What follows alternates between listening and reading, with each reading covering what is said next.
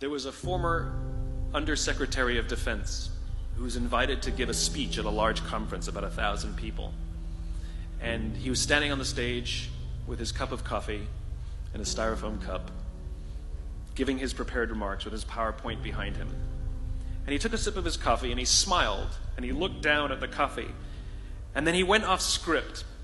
And he said, last year I spoke at this exact same conference.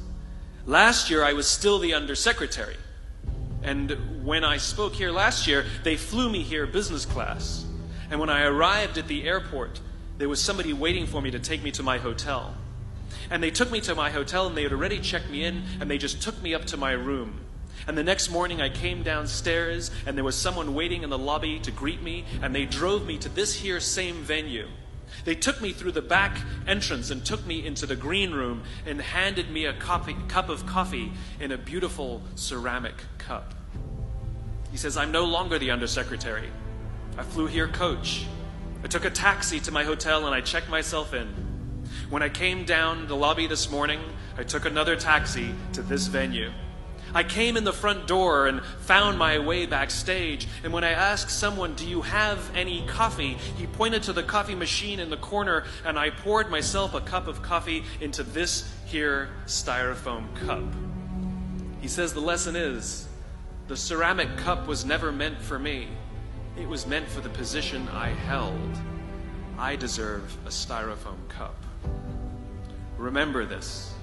As you gain fame, as you gain fortune, as you gain position and seniority, people will treat you better. They will hold doors open for you. They will get you a cup of tea and coffee without you even asking. They will call you sir and ma'am, and they will give you stuff. None of that stuff is meant for you. That stuff is meant for the position you hold. It is meant for the level that you have achieved of leader or success or whatever you want to call it. But you will always deserve a styrofoam cup. Remember that.